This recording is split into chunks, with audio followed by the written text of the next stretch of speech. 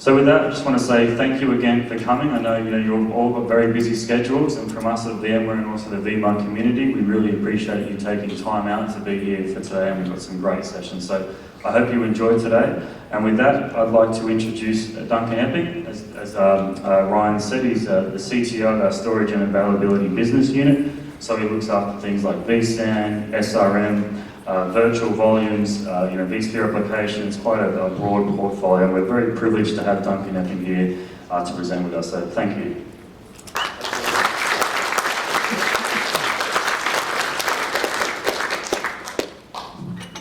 Yes, it was. Thanks everyone for showing up. It's great to see so many people. I didn't really know what to expect. I mean, it's the other end of the country, of the world actually, so you never know who's going to show up. I'm going to be talking about Vsat today, but I want to start with the basics first. I don't know if anyone recognizes this guy.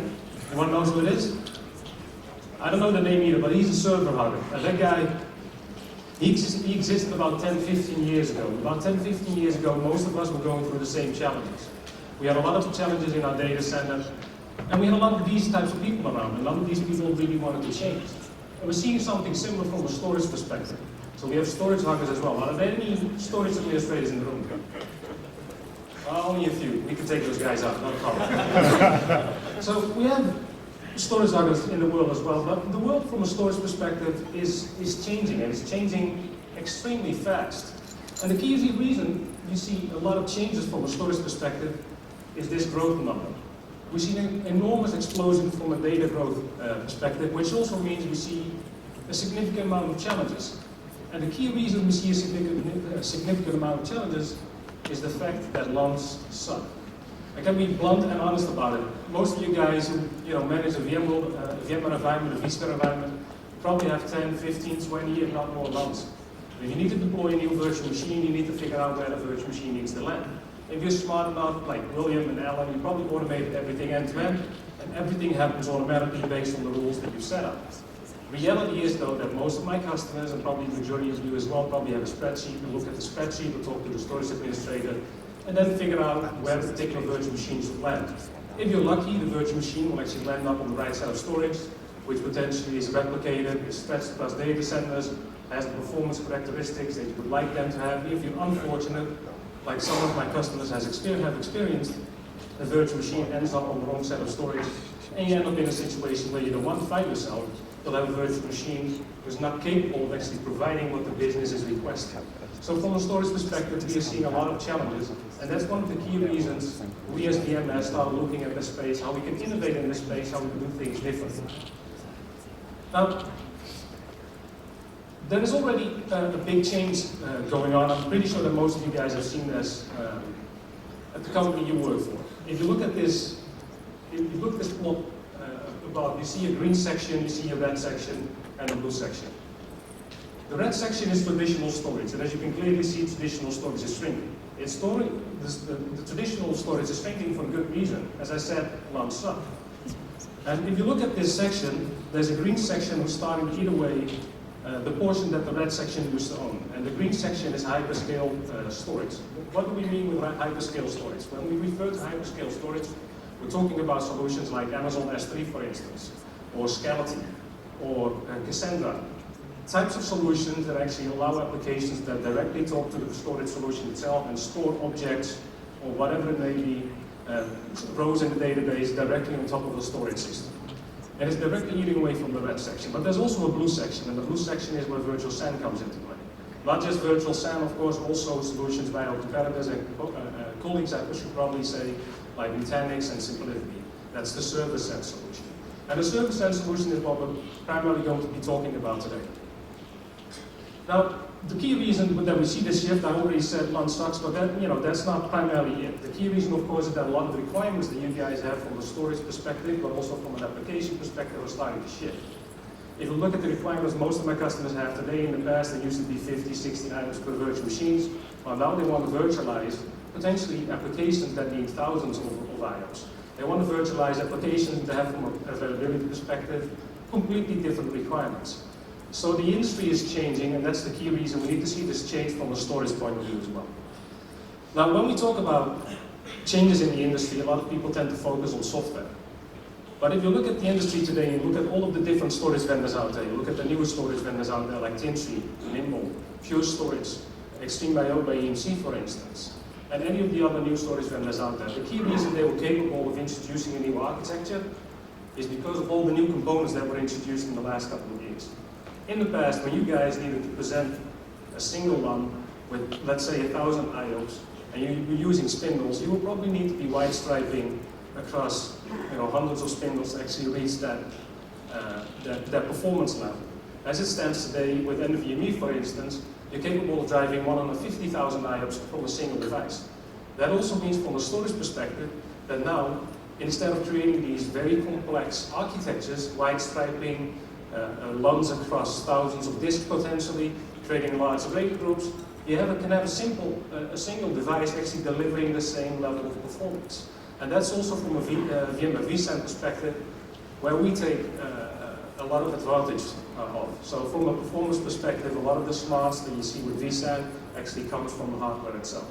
So when you're building a Vsat environment, the one thing you need to keep in mind is that hardware is still really important. Don't forget about the hardware aspect. Although it's a software-defined storage solution, it's not magic.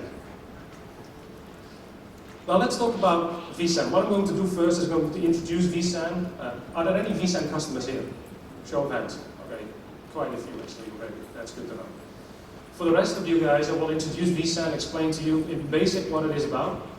And then what I will do is we'll go over what has been released in 6.5, but more importantly, what's coming out in the future, which is quite unique because as you guys know, VMware normally doesn't talk about futures at an event, at least not at a VMUG event. So let's look at what Vsan is. For those who haven't seen Vsan, it's a hyper-converged software-defined storage solution that uses local disks. So what does that mean? Well, if you enable Vsan from a clustering perspective, it grabs all of the local resources and forms a single shared data store out of it. That also means that you, from an operational perspective, only have one single data store to manage. That's the only thing you will be managing, that single data store. Well, of course, there are some other components, and we'll get into that in a second. But the key thing is you have that single data store, which is formed out of disks and potentially flash devices and potentially disks, I should say. And you grab all of those local resources, and they can be potentially shared up to a virtual machine. Now, if you look at Vsan itself, the typical question that comes, okay, that sounds great, you have this hyper-converged solution, you have this single shared data store, our customers actually using it. If you look at the number up here, I think it's fair to say that we are the largest customer, or the largest vendor out there as it stands today, so we have about 7,000 customers. There's a bunch of guys in the room that actually own Vsan and are running Vsan, so I would encourage you guys that are not customers yet to actually talk to those folks and actually ask them what their experience is, how it works, how it behaves, and how you manage it, and how you maintain the environment. But we have about 7,000 customers.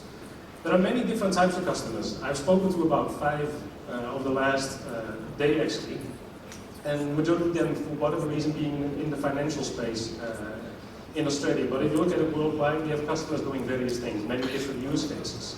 We have customers actually running Vsan on an oil platform.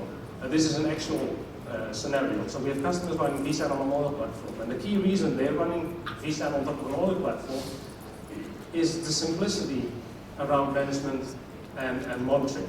As you can imagine, on an oil platform, there's no one that understands how an EMC array works. There's no one that understands how a NetApp array works. Actually, there's no one that understands how vSphere works. They know how the applications work.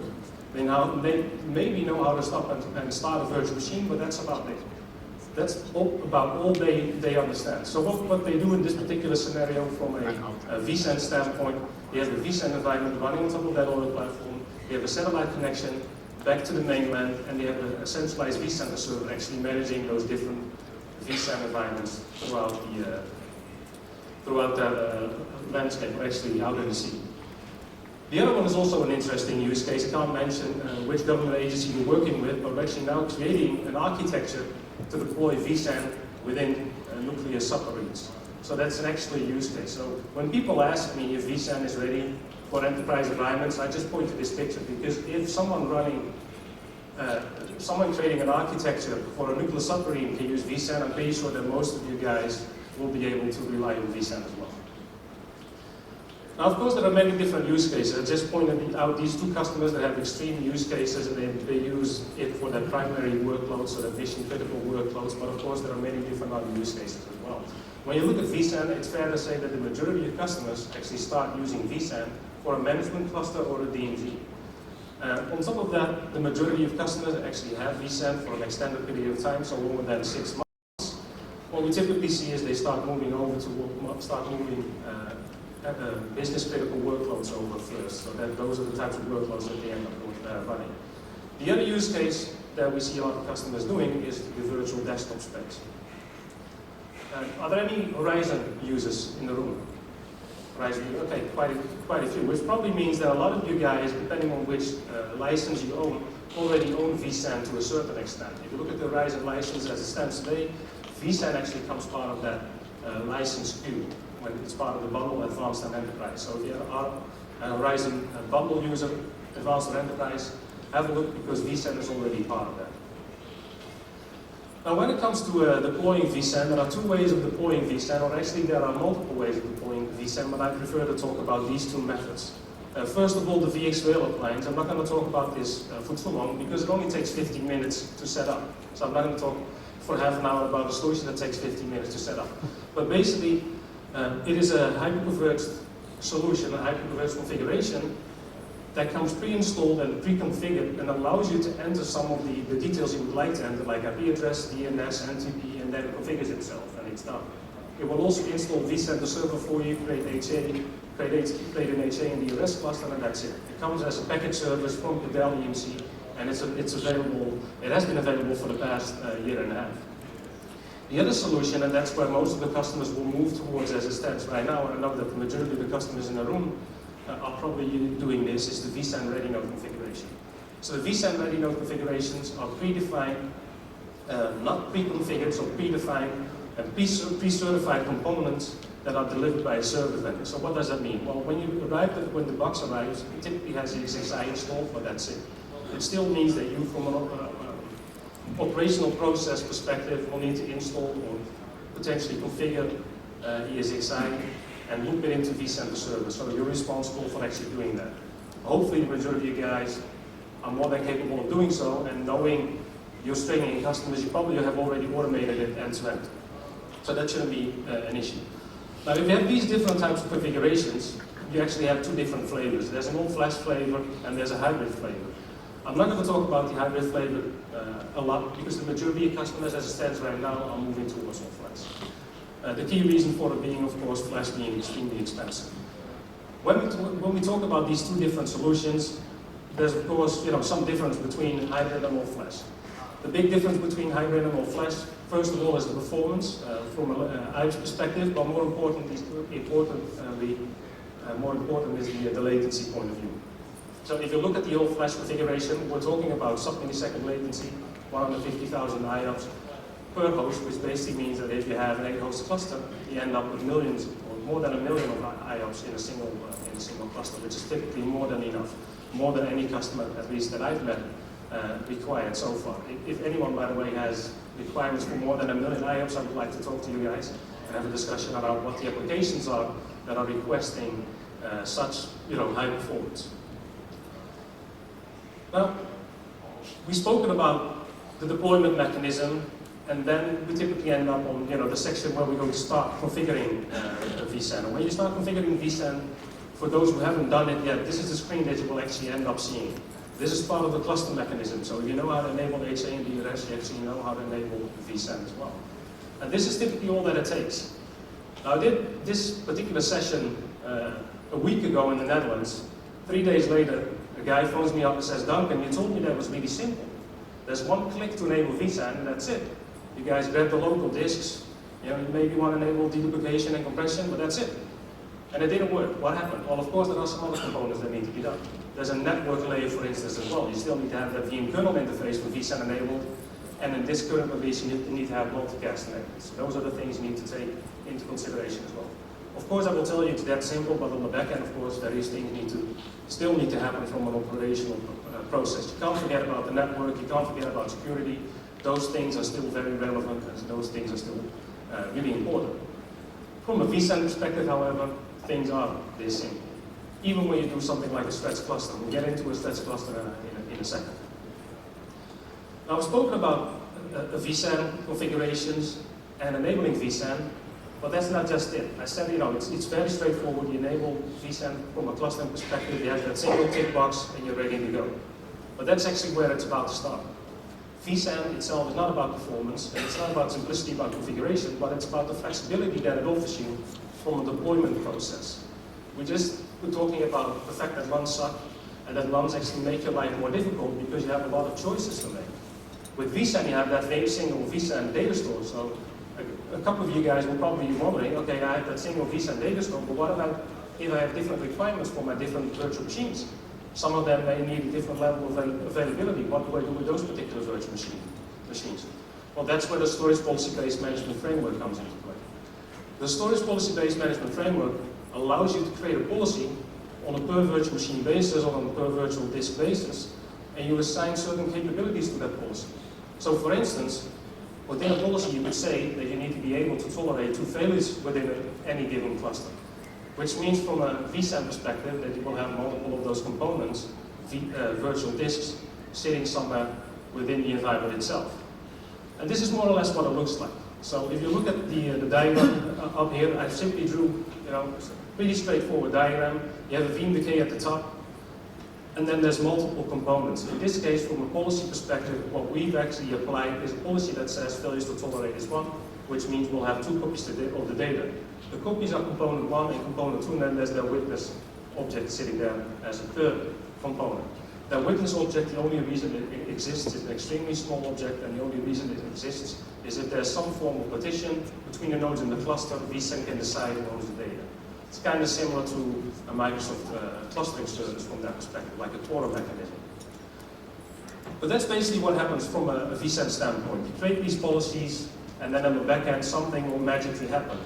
From an administrative perspective, you're not responsible for this part. This is what Vsat is responsible for. You define the policies, so you create these policies, you set up what the policies should look like from an availability perspective, from a performance perspective, and then on the back end, Vsat will actually make these changes automatically for you. So this will happen for you later. Now, of course, knowing some of the customers in the room, I know that there are quite a big, large environments in Australia, and we actually have the same thing in Europe. I think the one thing we have in common is that we're probably, from a virtualization perspective, have the highest ratios worldwide. Like 95% virtualized, 96% virtualized is very common in the Netherlands, but I know it's also very common in this region. That also means that from a data center perspective, typically data centers are larger, clusters are larger as well. So from a vSAN point of view, what we actually ended up doing in the product is we ensure that when you actually start creating the architecture for your environment, that you can specify what the fault domains are for your particular environment. So what does that mean? Well, you can imagine that in your typical data center you'll have multiple racks, and within each of the racks you'll have multiple hosts. And each of those racks may have a single point of failure at some point. Maybe a power supply, maybe a UPS, could be a top-of-rack switch, combination of top-of-rack switches. But this is not typically what a lot of customers will consider to be a fault domain. It could, for instance, also be a 2U unit with a single backplane with 4 nodes in there that is being considered as a single point of failure. If that is the case within the Vsat UI, you can now specify what those fault domains are. And when we start laying out the data across the data center itself, we'll ensure that the data is actually stored in each of those fault domains. So if, for instance, that 2U 4-node system fails completely, the data is still available. Now that by itself sounds like a great solution, but what if you have multiple data centers? Well, you can do the same thing from a data center perspective. You can imagine that each of these data centers is a fault domain, and you simply specify within the UI what the fault domain looks like. Data center A, data center B, and there's witness object somewhere at the top. And when we store the data within that data center, we'll ensure that a copy of each of the components of each of the objects is actually stored in both data centers. So even if a whole data center fails, you still have availability over the data itself. The other thing, of course, that we introduced a while ago is space efficiency. For those who don't know, we introduced space efficiency, deduplication, compression, RAID 5 and RAID 6 in Vsan 6.2. I'm not going to talk about it too long because I think the majority of the storage systems actually support this. I'm guessing that most of you actually understand what deduplication compression does and is. I want to get to the more important part of this presentation. When it comes to Vsant, there's a whole couple of cool announcements coming out in this space as well, so we'll get into that in a second. I think the key thing is this part, the ease of day 0, 1 and 2 operations. I already explained that configuration is extremely simple, but there's more when it comes to Vsant. I spoke to a bunch of customers yesterday and they all said the same thing. You know, it's great that it's simple to set up, but it's more important that it's really easy to manage and to monitor. And that's where the health check, the performance monitor, and the capacity reports come into play. All of the information that you see in the health check, the capacity reports, and the performance monitor are also available within the APIs. So if you have your own tool set and you would like to fetch the data from the APIs and expose it in a different way to your administrators or to your monitoring team, that's also an option. Now, we recently released Vsan 6.5. There's a couple of features that I would like to address before we start talking about what's coming up in the near future. First of all, iSCSI. A lot of customers ask the same thing. Okay, we have this VM storage capability, sounds great, but what about physical workloads? I may have 1 or 2 physical systems that need to have some form of shared storage. Can I expose those to Vsan? Well, as it was in the past, that wasn't possible. Vsan has a proprietary storage protocol which only works on vSphere. So you weren't capable of actually exposing the Vsan storage to any other solutions out there. In Vsan 6.5, we introduced an iSCSI service, which basically allows you to create an iSCSI target on top of Vsan and expose that iSCSI target to an iSCSI initiator and consume Vsan in that way. Now, the other thing that we introduced is, which I think a cool solution, but it kind of depends on your environment. If you have a lot of different remote locations, what we introduced is a direct connect option for 2-node configurations. So what does that mean? You can imagine that if you have 5,000 different locations throughout the world, you would like to use Vsan in those environments, and you need to ship a Vsan box to those locations, but also ship 10 gig switches to those locations, it will become extremely expensive relatively fast. So what we did in 6.5, we basically allow you to use a cross-connect cable, actually a regular Ethernet cable, and plug it into a 10 gig NIC in each of the 2 nodes, and connect Vsan over that network. On top of that, as an extra bonus, you can also use that same link for vMotion. So you also have an extremely fast vMotion link between those two nodes. Last but not least, I figured I would introduce Captain Vsan to all of you. Last but not least, there was a licensing change. I know I spoke to a couple of customers over the last couple of days, and I told them, you know, I don't talk about licensing. I've got nothing to do with discounts, but I thought that this was really, in my opinion, a really big change. From a VMware standpoint, it's not something that you will see too obvious, so I'm hoping that each of you guys will appreciate this. So what we did with the 6.5 release is, in the previous releases, when you wanted to use an all-flash system, you needed to use the advanced license. In 6.5, we actually dropped the all-flash requirements down to standard. So that means that every single customer that would like to use an all-flash configuration can now use that with 6.5. There's also the capability, if you're still using 6.2, or you want to use 6.2 for whatever reason, you can also downgrade the 6.5 license to 6.2 and still use the all-flash capability. So I think that is a great thing.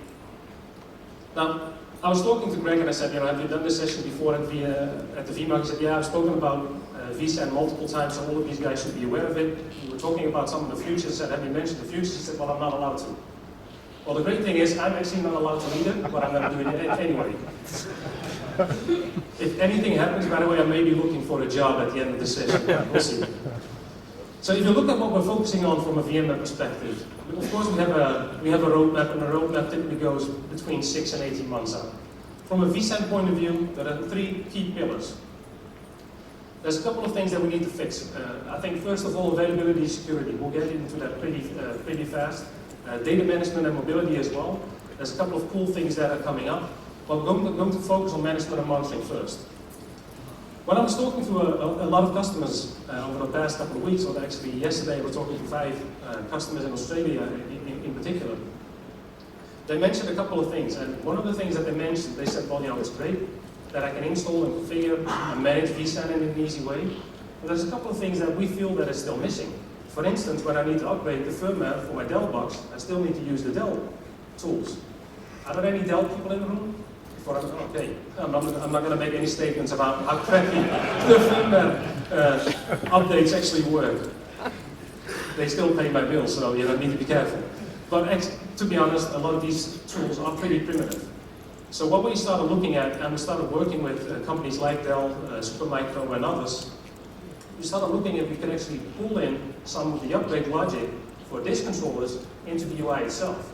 So what if, from a Vsan perspective, you can actually go to the Vsan health check and now check if there's an update for your particular firmware and actually apply that update to that particular disk controller in your cluster. It probably will make your life a lot easier. The other thing that we've noticed is that, for whatever reason, there are still people that have challenges actually creating, for instance, port groups from a VDS perspective. So the other thing that we're focusing on from a Vsan standpoint is actually introducing logic within the UI that will validate for you if the Veeam kernel interfaces that you created are correctly created, if the port group for Vsan has been created, and how HA and DRS have been configured, if they are correctly configured or not. If that's still not the case, we will actually call it out within the health check and inform you that changes need to occur. So that is something that is coming out relatively fast.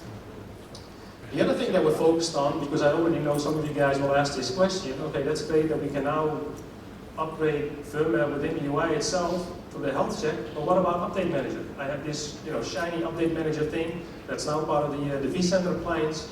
Can he actually apply those updates through the Vcenter Update Manager appliance? And that's also something that we're working on. So it's something that we're working on pretty closely with the Vcenter team, and what we're planning on doing is actually allowing you to do firmware upgrades from the Vcenter, from Update Manager itself, so from the Update Manager UI. On top of that, we're working with some of the OEMs and basically creating new images that are Vsan ready. For those that have already installed Vsan, I'm pretty sure that most of you have hit this issue so far. You download the Dell image, the HP image, and it has a driver for a particular disk controller which is about 3.5 years old, which is typically not the driver you would like to be using because there's a reason there's already 10 new versions, probably because it was buggy. Right? So what we're doing, we're working with the server vendors to ensure that the images that we have and that we give to you guys are actually compatible with Vsan itself. Those images will be exposed to Update Manager. We'll be capable of downloading those directly into Update Manager and applying them directly to your environment. The other feedback that we received, okay, that sounds great. We now know how to manage and configure it, but what about installing it from a greenfield perspective? When I was working for the EvoRail team, we were actually facing a similar issue, which is now VxRail. So we had this particular issue where we wanted to install Vcenter server on top of a Vsan cluster, but the Vsan cluster didn't exist because we didn't have Vcenter server available. So there was a circular dependency between the installation and the configuration itself. So William Lamb, one of the smarter guys in our team, looked at that problem and we sat down and we figured, there's something we should be able to do about this. So we looked at the CLIs and all of the different APIs available, and actually through the APIs and CLIs available, you could completely configure Vsan on a single node cluster. So William described the whole process, which is probably about 2 pages long. But that still wasn't sufficient for the majority of our customers. So what we ended up doing is actually pulling all of that logic into the Vcenter appliance installer. And now when you have greenfield deployment, you can actually specify within the appliance installer itself that it's a Vsan environment. You point it to the first node, and the installer itself will now create a single node Vsan cluster and deploy Vcenter server on top of that. As soon as that's being completed, you can now extend the cluster with the additional hosts in your environment. Fairly straightforward. The other thing that a lot of customers came back with, they said, okay, that's great, you have all these management solutions, but what if Vcenter is not available? We have this host client, but it doesn't expose anything around Vsan in the host client itself. So this is something that we've worked on the last couple of 6 months, and this is something that's going to be released pretty soon as well. So within the host client, what we'll be doing is exposing certain capability that will allow you to actually configure and manage a Vsan cluster. Not just from a host perspective, but a full cluster itself. So even if Vcenter server fails, you just connect to a single ESXi host, and now you can make changes on the back end using the UI. Of course, you're already capable of doing that using the SDK, using PowerCLI, for instance, but we also put that information into the HTML5 host client. So hopefully all of you guys are happy about that. The other thing that we've been focusing on is analytics. I know a lot of storage companies already have this capability. I think Nimble is probably the best example of a storage vendor that implemented an analytics platform extremely well. And this is also something from a Vsan perspective that we're looking towards. For those who haven't looked at it yet, we already have a phone home solution within the vSphere, within the vSphere client as it stands today. You can enable that and you can feed data back to VMware. From a Vsan standpoint, we're actually taking that one step further. We're not just going to suck in all of the data. Of course, it's an opt-in option, so if you don't want to, you don't need to expose your data to VMware. But we're not only going to suck in all the data, we'll also be analyzing the data and potentially informing you about issues in your environment. So if there are KP articles, for instance, that apply to your environment, we'll be able to tell you what applies to your environment and which recommendations you should be applying to your environment to ensure you're not hitting any potential issues or performance issues, for instance. So we'll be analyzing the data and providing you feedback based on the information that you've provided us. So that is something that we've been extensively working on. Now, I've already mentioned availability and stretch clustering, and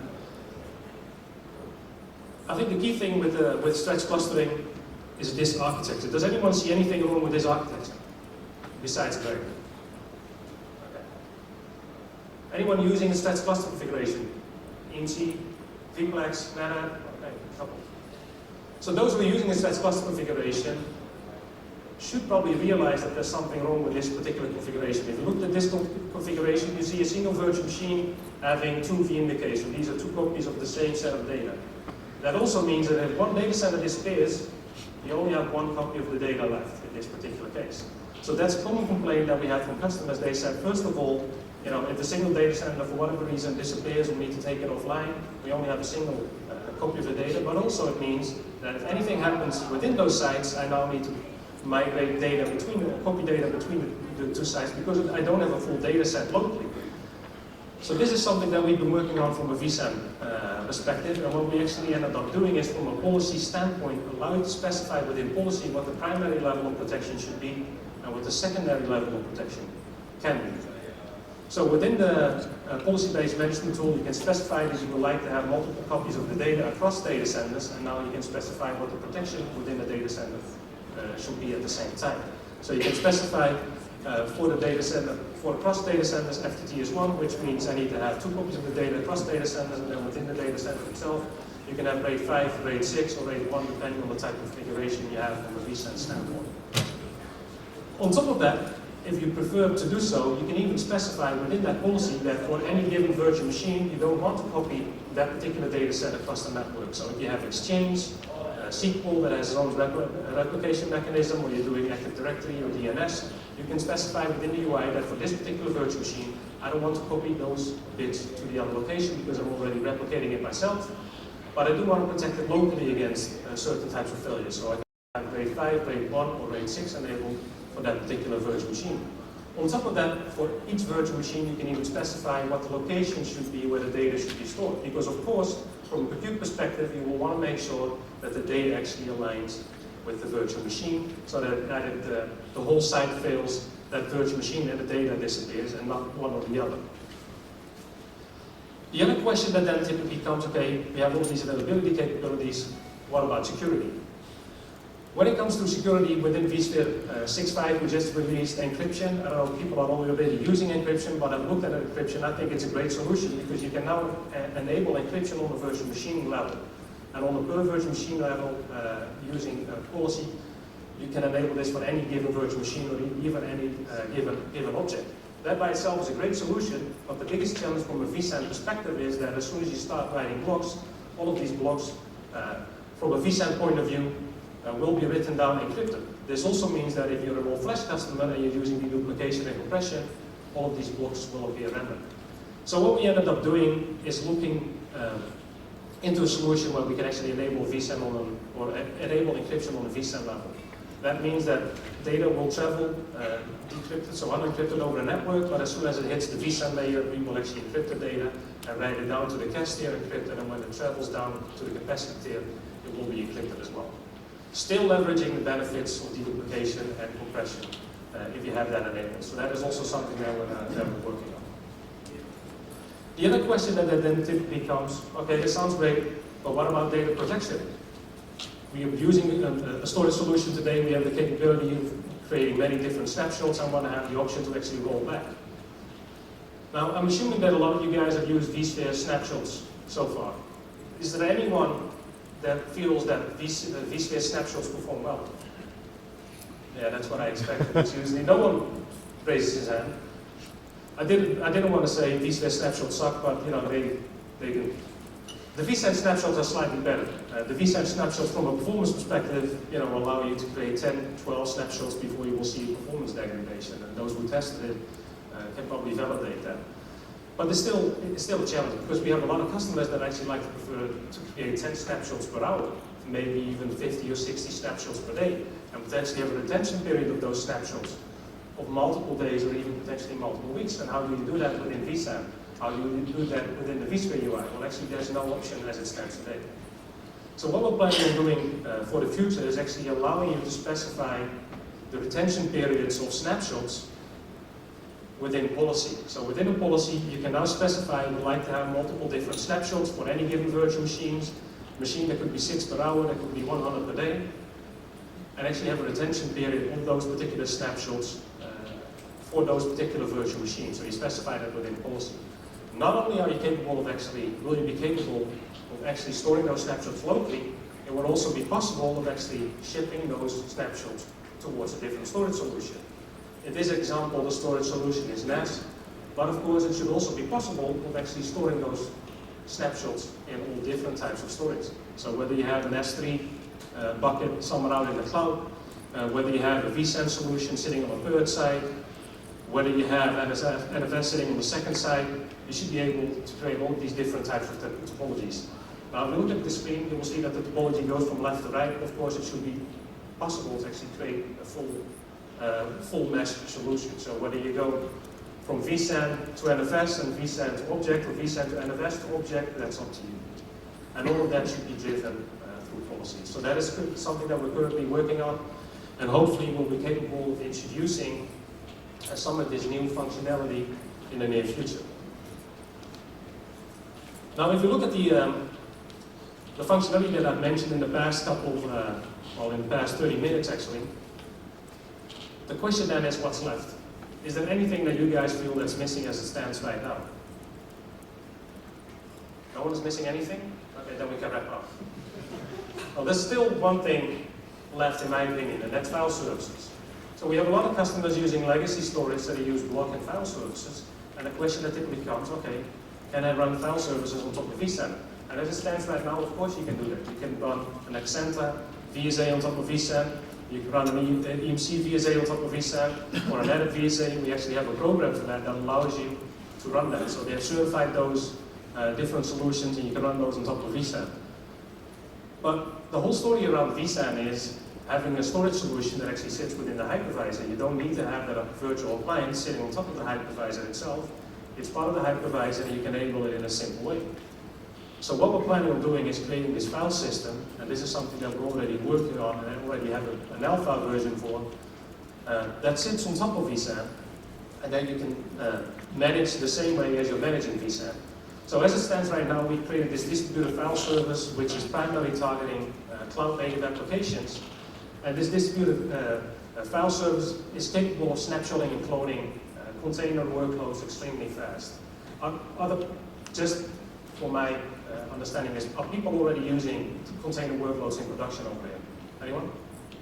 Just a few, that's what I expected. I asked the same question in Holland last week. You guys are clearly ahead because no one raised their hand. There was probably double the audience, so it's good to see that you guys are already looking at it. So we are already thinking about this as well. So what we'll be able to provide you in the future is a distributed file system that you can expose to Linux hosts, potentially thousands of Linux hosts, and snapshot or clone container workloads extremely fast. Now, having said that, I realized that the majority of you guys, when you talk about file services, talk about SMB and NFS solutions. And that is also, let me get back to that in a second. That is also something that we're thinking about. The other thing that we've been working on from a distributed file system perspective is not just allowing you to clone and snapshot those containers extremely fast, but also providing you the ability to clone multiple containers that are part of a single consistency group and actually ship those to a remote site or to a different cluster and actually use that consistency group container for that other purpose. So you can imagine that you have a workload running in your production cluster and you would like to do analytics on top of that. production workload, we don't want to run that in production itself. So you offload, you ship that particular container, the set of containers, to the test dev cluster, and now you can run, using the exaflow technology, you can run all of your analytics on top of that particular data set. So that's a separate copy of the data. You're not impacting the production data itself. Now, as I said, we just spoke about the container workloads, but having said that, I realize that the majority of you guys prefer SMB and NFS, and that is also something that we're working on. The solution that I was just describing is an extremely performant solution from a file system perspective, but it doesn't expose itself through any useful service, I should say, or protocol, I should probably say. So the protocol that we're using for that is the 9P protocol, which is something that probably most of you haven't heard of before. But what we're aiming to do is actually, in front of that particular distributed file system, is to create a file system protocol server that will allow you to actually access that same file system over a different protocol. Not only will we be able to provide you that file system through NFS or SMB, but of course we should also be able to provide you things like access control on top of that distributed file system. Having been an administrator myself, I realized that those types of things are really important. So hopefully, the past 40 minutes, I've shown you guys what is happening for Vsan in the upcoming 6 to 12 months, and hopefully it has become clear that Vsan, from a hyperconverged perspective, is not purely a virtual machine storage platform. When I talk to customers about Vsan, I primarily talk about virtual machines, realizing that that's the primary workload for you guys as it is today. If you look at Vsan, from an engineering perspective, Vsan is already capable of running other types of workloads as it stands right now. We're capable of doing blob services through iSCSI. But for instance, the performance database that you would normally expect to sit within Vsenter server actually resides on Vsan itself as an object. So we already have that capability. We already have customers running Hadoop on top of Vsan, and we're planning actually to optimize Vsan for Hadoop particular workloads, or actually I should say for Hadoop-alike workloads as well in the future. On top of that, we'll be exposing Vsan in other different mechanisms for the administrators and for the developers, not just for file and things like SMB or NFS, but also, for instance, S3 or REST. So those are the things that we are currently working on. And with that, I think I've reached the end of my session. I'm hoping it was useful for you guys. I'm going to be around all day long. If anyone has any feedback from a Vsat perspective, I'm more than happy to have a discussion with you. If anyone has any feedback from a roadmap point of view, if you feel there's anything missing, please come up to me and provide me the feedback that I can take back to the product team itself. Thanks.